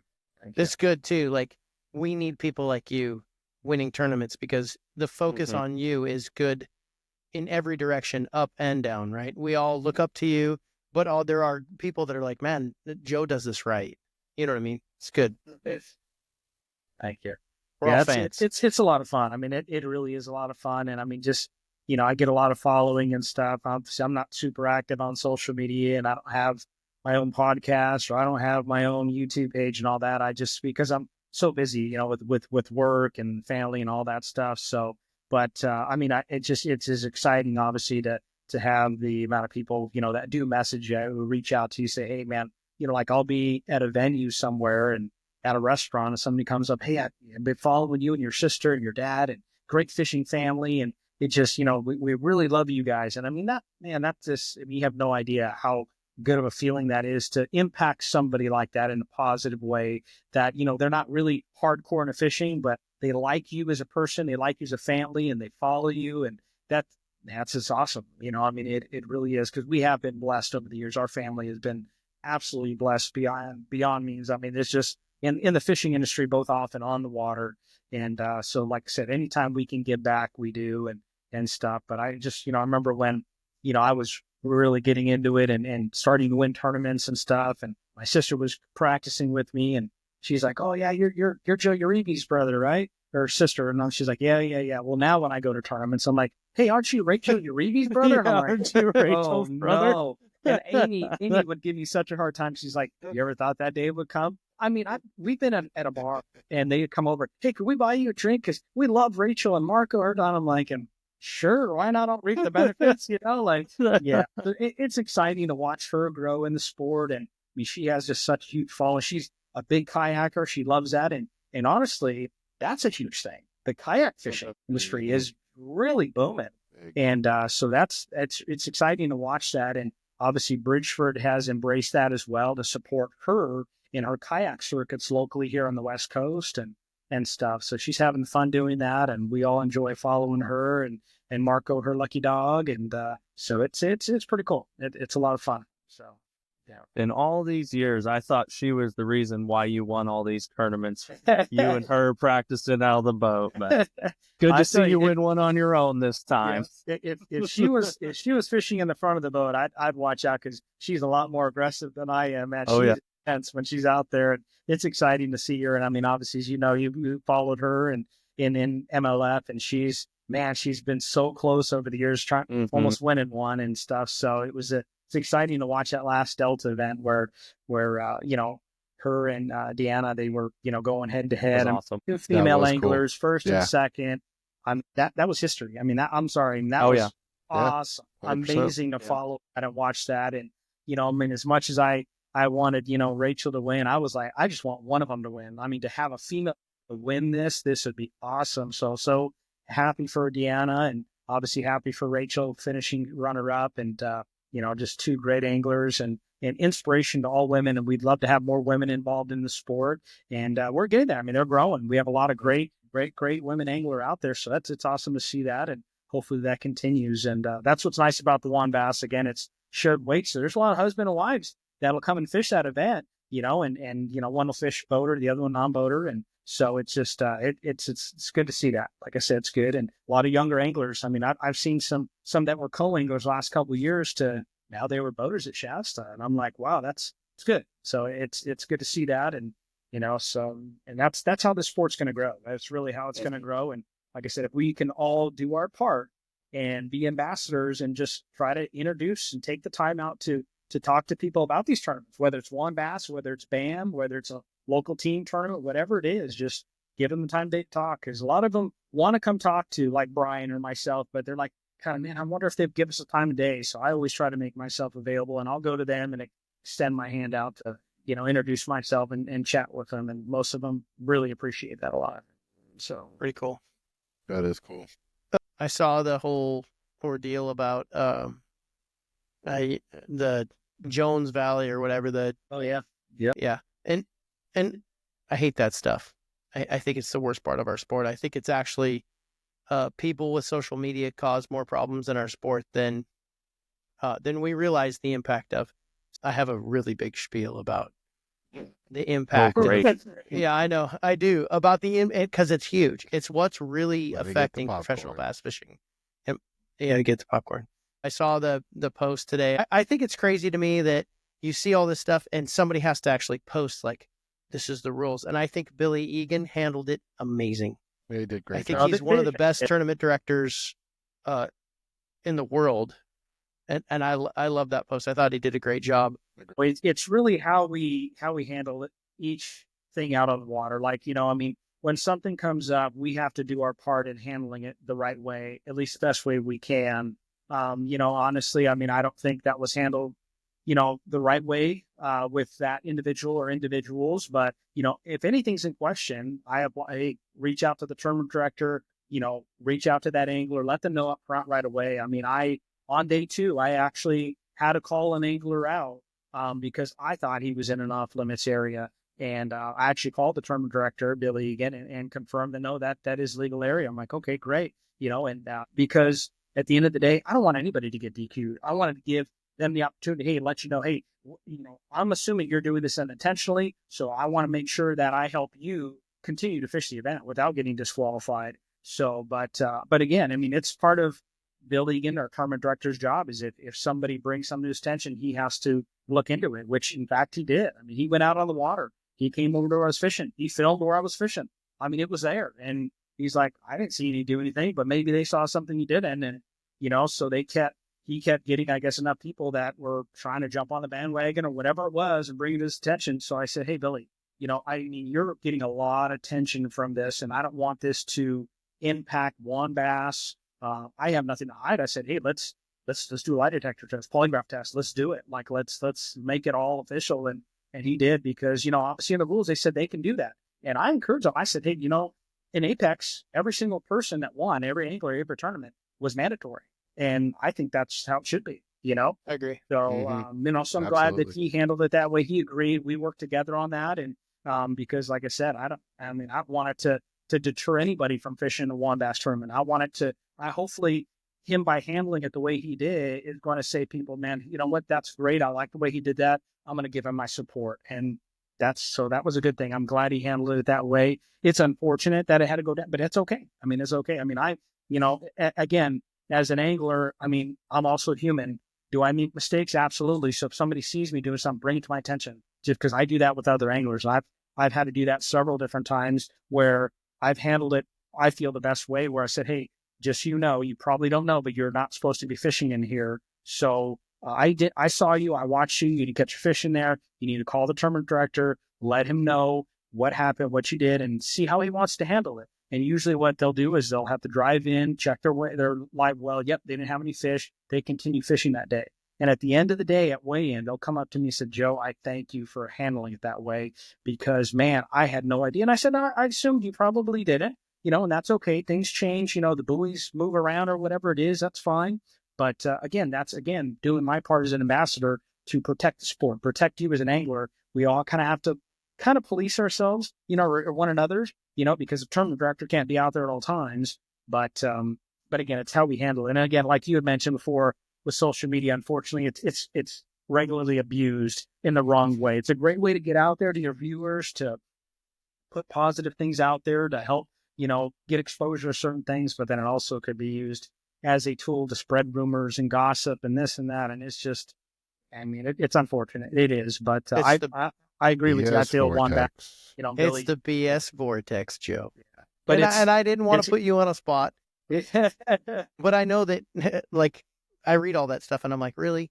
I know where this is going. You know what I mean? I think it's probably the biggest detriment to our sport that's happened in the last couple of years is that to get sponsorships, we force people to social media. and maybe we didn't force them, but it was a big deal. Hey, do you have a lot of followers? And that's how you got sponsorships and you did that stuff. But what you ended up doing was you took the ability to control the media or the narrative away from the leagues. Right. And that's really important because the leagues could take a situation and be like, yep, that is totally not important. We have polygraphed them. We did or whatever. Fair is fair. We're good. But then you take all of these somewhat influential anglers now that have these massive social media followings and they just keep driving the narrative and they keep pushing it. And unfortunately, as a culture, we listen to social media more than we listen to, you know what I mean? We've kind of flip-flopped. and I didn't want this podcast to be about that, but I also didn't want it to be like, well, we glossed over it, because I honestly think that it's kind of the detriment. And I said it in our very first podcast. I call it the BS vortex. And I'll give you guys a story to make this a little bit more relevant. When we started this podcast, we had one mission. The mission was West Coast bass fishing. We're super passionate about it. Everybody that I work with, all of my friends, Bryant Smith, Beau, Limit Out Marine, all of my sponsors were West Coast based, right? And we thought, if we could just talk about fishing at a level with guys like Bryant and Beau and like every different level about what's really important and in a sport that is so passion driven, right? So many people get in and they're just kind of fired up, and I'm fired up about it. It would be a really good thing. So I called my buddy Hickey and I'm like, hey, we're going to do this. And he goes, hey, this is the best thing it's the best idea I've ever heard from you guys. And he doesn't generally give me positive feedback. I love him to death. He's my favorite person, but he's super arguable. You're like, I don't think you should do that. But he goes, hey, the first time I heard your name back in the day, back when I just fished what I call the beer league, the Northwest Beer League. I fished all of the tournaments up here and I wasn't traveling like you guys were. And he goes, yeah, the first thing I ever heard about you is you were a cheater. Like, really? Like, I'd never heard that. Like, I was a cheater. He goes, oh yeah, you were a cheater, man. I'm like, the first time you ever heard anything about me, I was a cheater. He goes, yeah, but there was no other place for him to bounce information off of. The funny thing about that is like, him and I fished 2 years in the ABA together and on Northwest Bass. Like, him and I were really good friends. So I kind of want to wonder, like, when did you decide I wasn't a cheater? Or were you okay fishing with a cheater? At what point did you say that? Help me out now.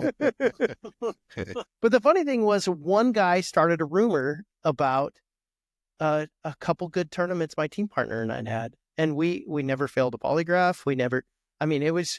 All we really did was unlock this massive largemouth bite. And I'd love to say that we were so smart and we just found this largemouth bite. We were idiots. We bumped into this thing and weighed these massive bags 2 years in a row. And then when everybody else figured it out, it's just kind of the norm now. You need these big bags of largemouth to win on the Columbia River in the early spring. But the funny part about the whole story was, because that was so abnormal, we were just cheaters. And without some type of anybody coming out and defending themselves or whatever, if you let social media drive the narrative, you will end up with everybody's just a cheater. You know what I mean? So it's good that we talk about it. It's good that we have these podcasts where you're like, hey, this was done right. And you guys can argue with me. I firmly believe Billy Egan is one of the best tournament directors. And I heard and we're going to get him on this podcast and talk about, he was thrown to the wolves in the very first U.S. Open. And the things that happened to him in that are like, nobody ever sees him in tournament fishing. Like, he's the man. And he's funny when he tells a story. It's worth listening to. We could actually sell memberships to that podcast when it comes, like, you need like a ticket to listen to this because it's so funny and it's so good. But anyways, that's my rant. I want to bring up one more thing on this whole ordeal.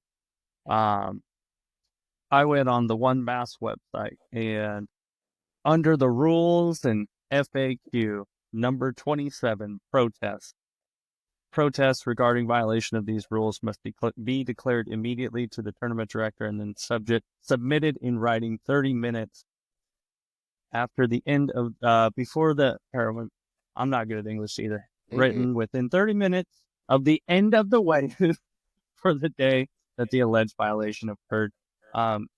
Clearly, these people did not read the rules. it could have all been avoided and handled properly. But again, we, just like Jake said, people take the easy route. They go on their computer and they just want to spread stuff instead of doing it the proper way. And the other cool part is what you've been saying, Joe. To avoid protest, this is in the same rule, to avoid protest, if you suspect a possible infraction is about to take place, alert the would-be offender to check the rules. Like, help each other out. It's all there in the rules, but it just shows that people would rather spread rumors instead of just reading the rules. I took probably 45 minutes today to read every single Bassmaster rule. And that's what you guys need to do. And it prevents all this unnecessary drama in our tournament. All of this, I mean, it doesn't hurt. It doesn't help the sport. And I mean, it casts a dark shadow on it. And I mean, if you're an avid tournament angler and, you know, I mean, like I said, it's just, you know, you have to know the rules, like you said, and you have to follow the rules. And you know, we have to do our part to help enforce those too. So like I said, if you see somebody doing something that they shouldn't be, not doing anything about it, waiting till after the weigh-in or after the tournament's over, that's not, I mean, to me, it doesn't accomplish anything. No, you're not helping the cause. You need to handle it right then and there. You know, don't let it, because I mean, if I call somebody out, I want to do it up front, because I don't want them to ever think that I'm doing it because I want to have an unfair advantage against them. I want to eliminate them from the event. I do not. I don't want anybody disqualified. I don't want anybody getting hurt out there. I need to do my part. And that's how I can do it. You know, 100%. I mean, that's, and like I said, if everybody looks at it that way, we can help protect this sport, protect this organization and all organizations out there. Because again, I mean, and those kind of things are going to happen, whether they're intentionally or unintentionally. But again, it's how you handle it. And you always have to handle it as professional. And I look at it, when I handle it a certain way, is how would I want somebody to handle it with me? That's why I want to do that. I mean, so, and I just look at it that way. So, yeah. And, you know, if we're on the water, we're in a tournament and I break a rule unintentionally. Probably every time. But if I break a rule and you see it, Joe, I would rather have you come up to me and say, hey, you know, I saw you do this. I know you didn't mean to. You know, maybe you should go. Either you can talk to the tournament director or I can. I would have the utmost respect for a person doing that instead of going behind my back, waiting till after the tournament, like you said. You know, just handle it face to face. It prevents everything. And again, professionally, not professionally. Absolutely. And yeah, because again, I mean, you know, whether I know you or not, I mean, like I said, I mean, we're all anglers. You know, we need to protect our image, really, because no different from if somebody's driving crazy out on the lake during the tournament. It's like, hey, guys, like, you know, you buzz a family boat or you buzz a dock too close and stuff. You know, these people, these residents will call into the organization and say, hey, and then they start throwing a fit, as they should. And then we have a stain. They cast a bad shadow on all tournament anglers. And that's why we get the Karens that come out on these docks and light up like a Christmas tree because, well, so-and-so, hey, I respect your dock and your property. Trust me, I won't. But because it had a bad experience with a prior fisherman ring. So, you know, like I said, we need to make sure that we always watch our actions both on and off the water, because it's an image, especially when you've got a jersey on, your boat's wrapped, your truck's wrapped. I mean, you're not only representing yourself, but all the companies that, you know, are along with you on your jersey or on your boat. So you got to watch that. I mean, you really have to watch that and stuff. And, you know, speeding down the highway, driving like a madman, pulling your rig, you know, you got to watch that. You know what I mean? And, you know, they're good impressions and they're bad impressions, you know, so, but, so it's just, it's unfortunate. It's reality. Again, we can only control the controllables at the end of the day. So I just try to do my part as best I can as human, not as an angler, as a human being, to try to do the right thing. And that's all you can do at the end of the day. Well, and I think from the, like Jake said, like Billy did an incredible job. The disclosure involved was done very well.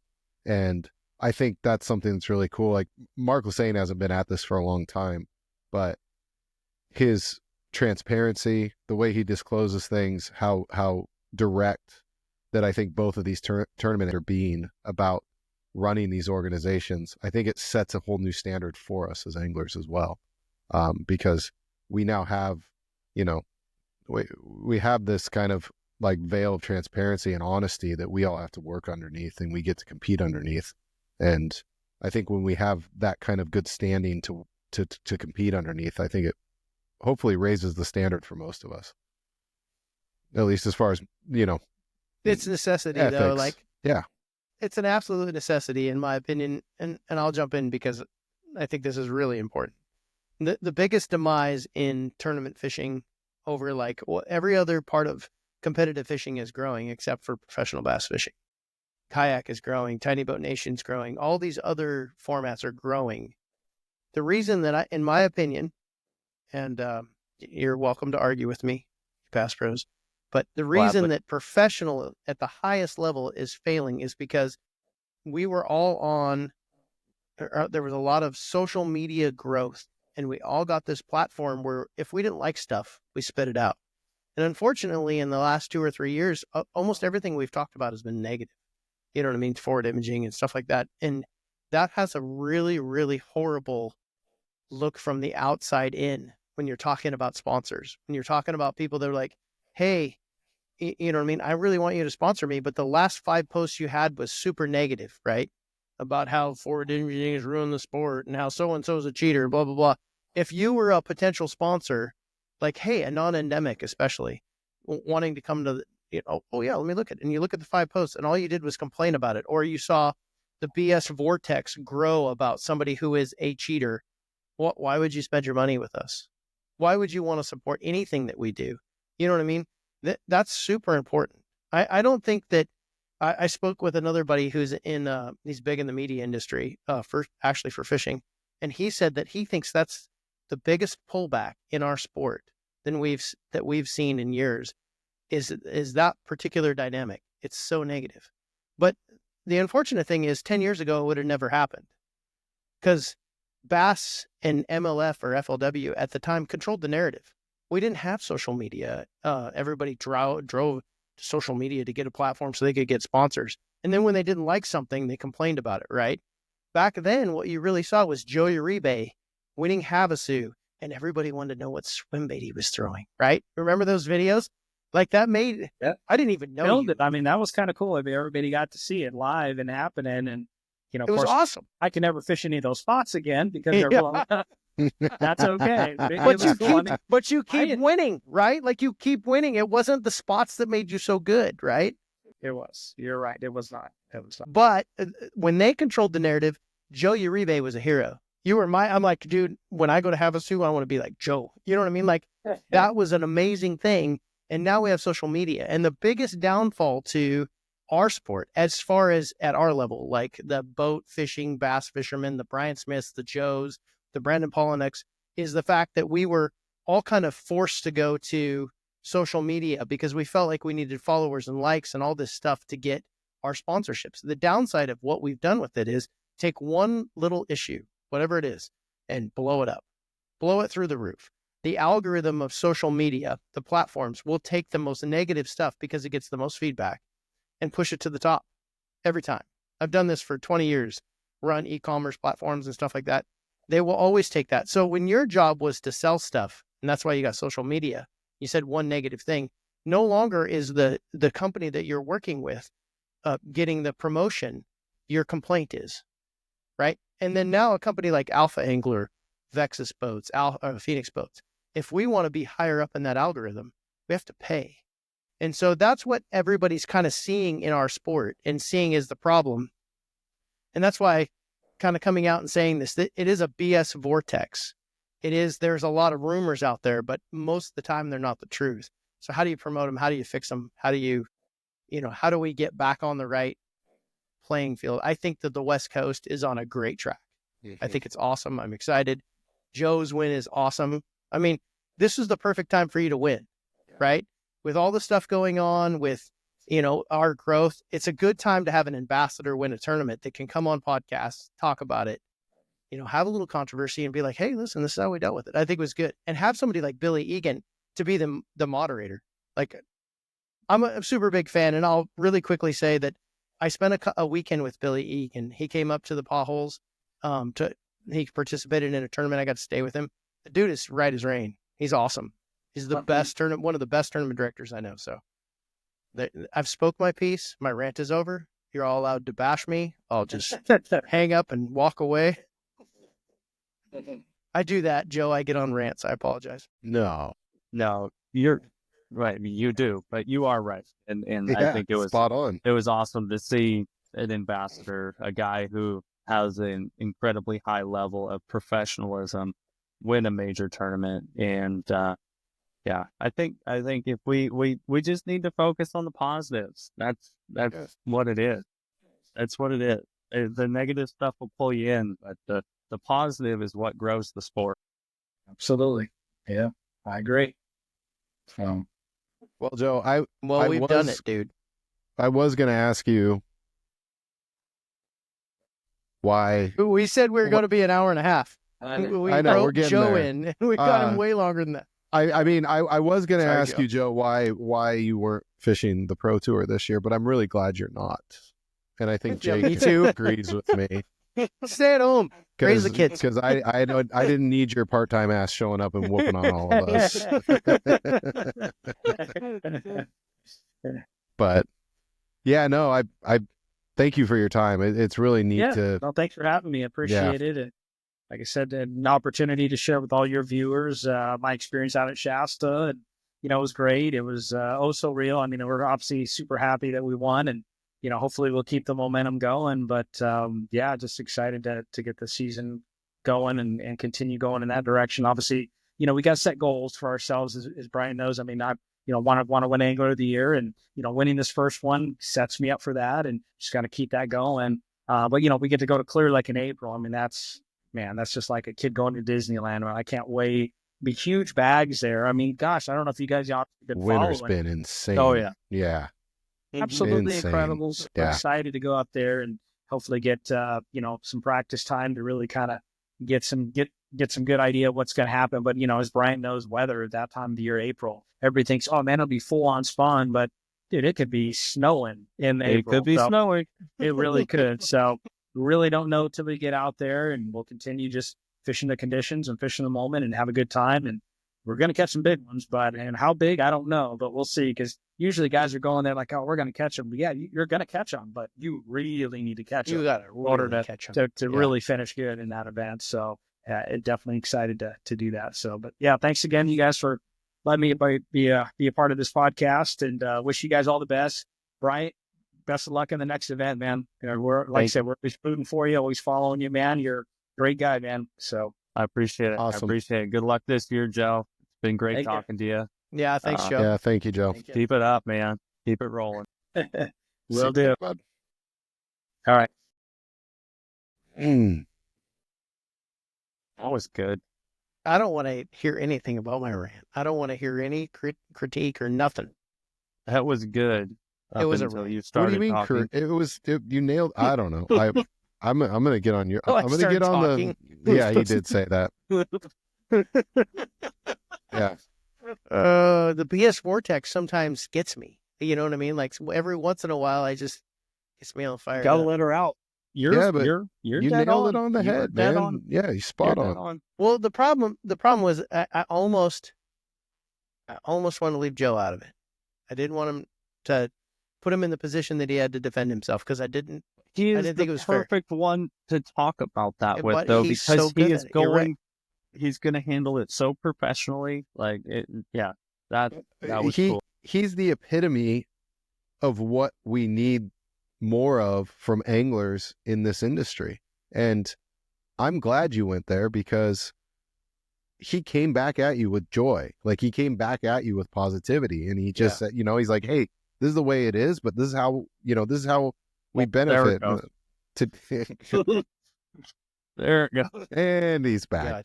I was Bo trying to get was talking comfortable. about some really important stuff, and you can't even keep your phone on the stand. That's fine. I There blew is him, no I blew stand. him away. Yeah. But no, I think I we couldn't have picked a better guy to talk about that, I don't think.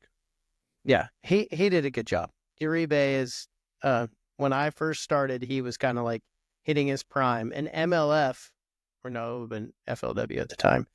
FLW's media platform made him a star on the West Coast. I honestly believe, And like, his fishing ability. Yeah, I agree. He was winning, but they had the platform behind it, so you got to watch all this awesome stuff. Yeah. You know what I mean? It was cool. And he was It was right. cool. He was right. Like, I lost all those spots, 100%. But the guy kept winning. It didn't matter. You know what I mean? It's Yeah. not about spots at his levels. Winners win. No. Yeah, 100%. Super cool.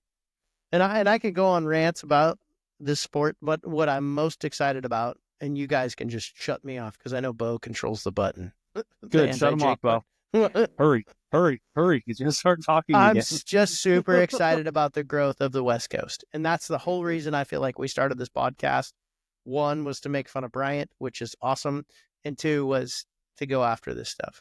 And it's just so funny that as this podcast came out, I mean, literally like an hour and a half or 2 hours, we get this post about Joe being, questioned or whatever. And I'm like, here we go. I'm sure there's an army of people behind it going, oh my God, this and oh my God, that. And the BS vortex. Shut him down. Well, don't even shut them and down. Billy Just realize the Egan. value of it, right? Shut him down. What is the value of it? It does nothing for our sport, right? And if you think our sport is an unfair sport, then don't show up. Yep. But definitely don't stand in the background and start talking smack, No. right? I Either read the like rule. it or dislike it, but get out if you don't like it. But the worst part about it is a guy that keeps running his mouth, but isn't really invested because there's so much more at stake in this industry, I feel like, with the success of the leagues that we've got going on and everyone that wants to be part of it. The Beaus, the Bryants, the Jakes, the Northwest guys, the California guys. Once again, I've started ranting, so I'll stop right now. Just keep going. Oh, No, for a this- second. this- Keep going. I can I don't see. know. I can literally see our subscriber count going down the more you talk. Wow. It's The true. thing is, I don't think Bryant's actually even listening to what you're saying. No, He's he just doesn't. like, He's he's just heard like, so many of my blah, blah, rants. blah, blah, blah. It's like the Peanuts movie, you're just the teacher. Blah, blah, blah, blah, blah, blah. You're right. You are right. I hate to admit it. You are right. But Hey, just what's the worst part of this shorten it up. podcast? I mean, there's some really bad parts Listening of to this you talk. podcast.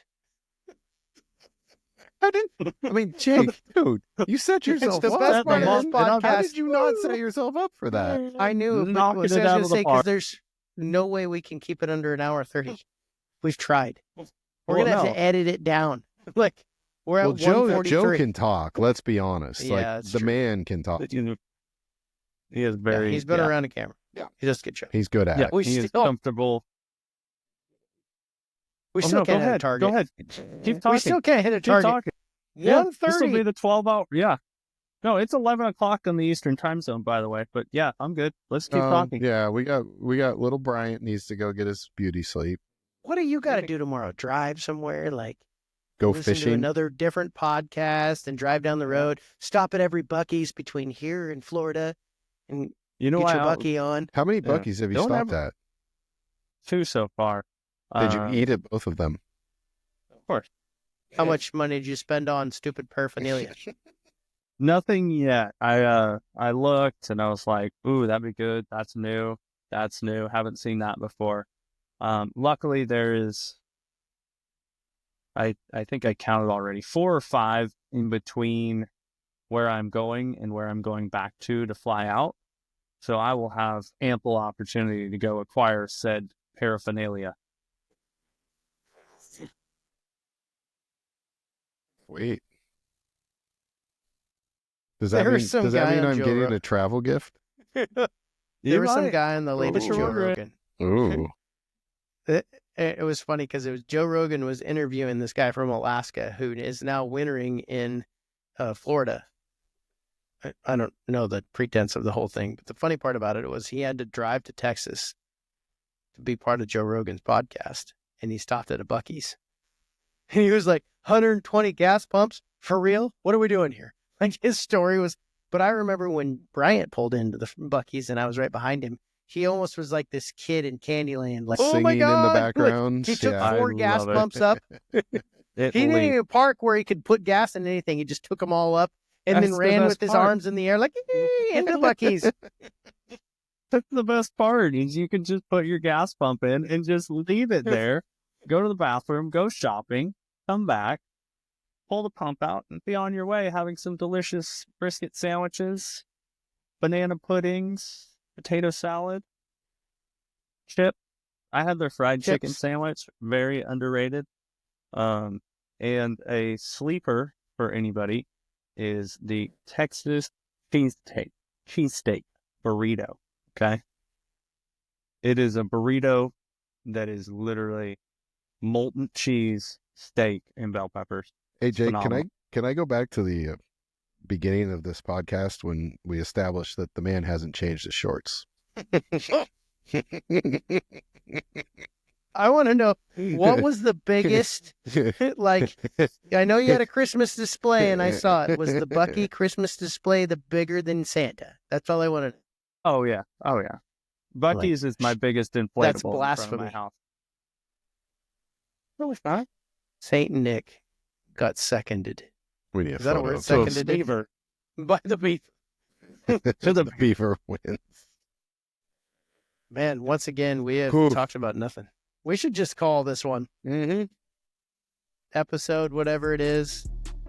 We're tapping out. Yeah, we're out. Bye, boys. Thanks for listening to the Alpha BassCast. We hope you enjoyed the show. Be sure to subscribe, follow, and rate us. We'll see you next time.